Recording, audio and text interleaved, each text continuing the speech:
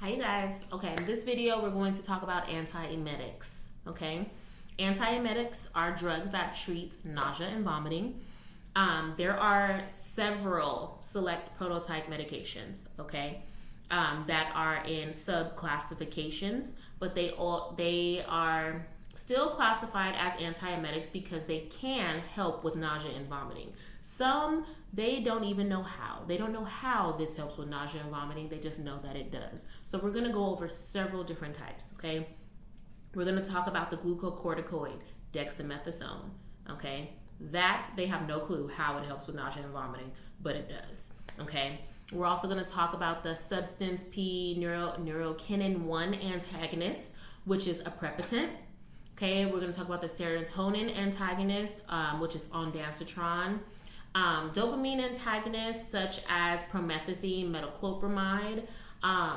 We're going to talk about cannabinoids such as dronabinol, anticholinergics such as scopolamine, antihistamines such as diphenhydramate and hydroxyzine, and also benzodiazepines, the specific one being lorazepam. And as I mentioned, those are all their own classifications, but they're under this, I like to say, I guess, umbrella classification, antiemetic, because they can also help with nausea and vomiting. So let's get into it.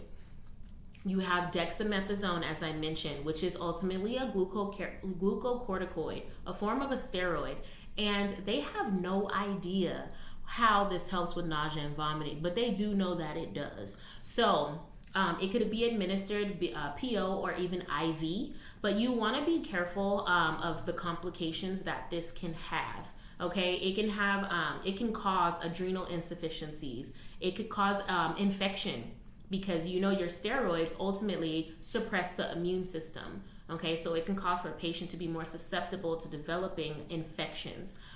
Even osteoporosis, glucose intolerance, peptic ulcer disease, you name it. Okay, even some issues with your electrolytes, okay, some sodium retention, and even hypokalemia. So those are some complications with this drug. Okay, now as far as substance P neurokinin 1 antagonist, the aprepitant, this inhibits the P neurokinin 1 in the brain. Okay, that's how it's able to help with the nausea and the vomiting. And it's ultimately best used in combination with the glucocorticoid or even the serotonin antagonist that we're going to talk about in a second to help prevent post-op nausea and vomiting. Okay, that's why this one could be given. All right, this can also be given PO or IV, and some complications are fatigue, diarrhea, dizziness, and possible liver damage. Okay. The next one, serotonin antagonist, which is your ondansetron. This is that good old Zofran. A lot of people are more familiar with Zofran, okay? That's the most, a really common antiemetic that is given for nausea and vomiting. And what this does, it prevents emesis by blocking that serotonin receptor that you have in your brain. It's gonna block that receptor in your chemo trigger zone, and that's how it's going to help with the nausea and the vomiting. Okay.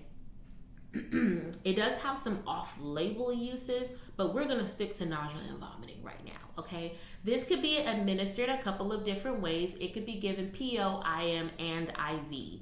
Okay, just minimal complications: headache, diarrhea, dizziness. All right. For your dopamine antagonists, this will be like your metoclopramide and your promethazine. Okay, this is going to block that dopamine receptor in the brain. Okay, and that's how this is going to help treat the nausea and the vomiting. It's going to prevent that dopamine from being released. This could be administered PO, IM, rectally as well, and even IV. Some complications for this, because it's targeting that dopamine receptor, your complications, think about CNS effects, okay? Hypotension, sedation even, okay? Anticholinergic effects, dry mouth, urinary retention, and even constipation, okay?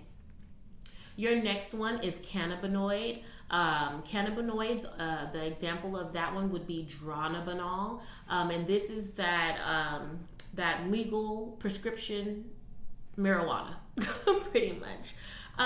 For this, the antiemetic mechanism is also unknown. They have no idea how it helps with nausea and vomiting. They just know that it does. Okay, and this is administered PO only. Some of the complications from this, if you think about how marijuana is considered a hallucinogen, then you can kind of mirror those complications or those side effects and adverse effects, that dysphoria, okay, that dissociation. But just to add on to that, some possible hypotension and tachycardia, okay? Now, your anticholinergics, this is scopolamine. This is usually given for motion sickness, nausea and vomiting from the motion sickness.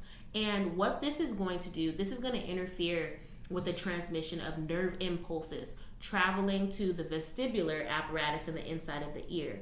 So if you think about motion sickness, you're taking this for motion sickness. Where is your equilibrium regulated? Inside your ear. Okay, so that's where this is going to target. Okay, so again, this is going to prevent motion sickness and the nausea and vomiting from the motion sickness. But some complications, or no, this is administered either transdermally, I mentioned the patch, okay, PO, IV, or even subcutaneously.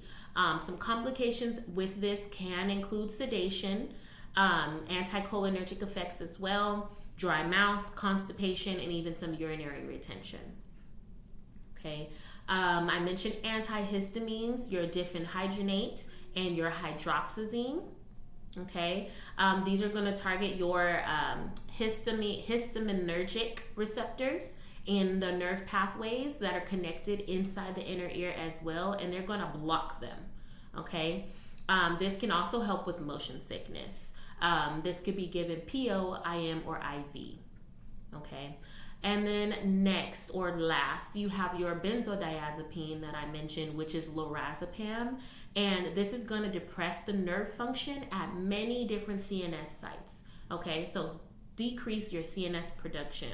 Okay, so you want to, you definitely want to be mindful of these sedation effects or your CNS effects when taking this. It could be administered PO, IM, and IV. Okay, and there are your antiemetics drugs. That's all. Antiemetics.